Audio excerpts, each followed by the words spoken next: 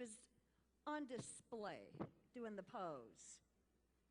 She was wearing a pair of fire engine, hot red, hoochie mama pants that were so tight, I swear to God, it looked like somebody took a paintbrush and just painted red onto her skin. And she was wearing a blouse that was so sheer, you wondered why she even had a blouse on at all.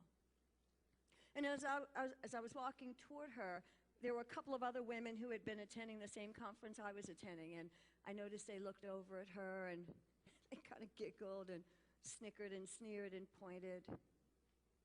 They gave her a look. Some of you know the kind of look I'm talking about. The kind of look we give to someone when we think their station in life is beneath ours. I've been the recipient of a look like that, I know. I know how it feels to have somebody look down on me. But more sadly, I've also been the one to give a look like that. I don't do that so much today, but I remember those days when I would look at somebody thinking they were a little less than me.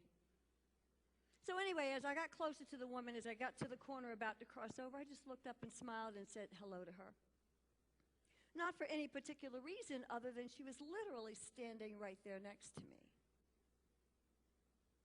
But I also said hello to her because I thought I knew her. No, I didn't know her. But in fact, I knew who she was. You see, 33 years ago, that was me, standing on that same street corner, selling everything I thought I had of value.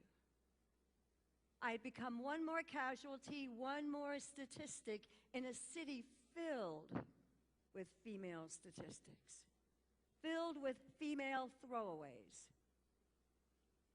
That's the place I've come from. And I get to talk about that today, not with any shame in my heart, not with any regret either. I get to tell you that story, number one, because it's the story I lived, but also I'm able to stand up here and tell it to you with a pretty straight face. Sometimes I'm crying when I say it, but with a pretty straight face, because I also believe that most of us as women come from some place in our lives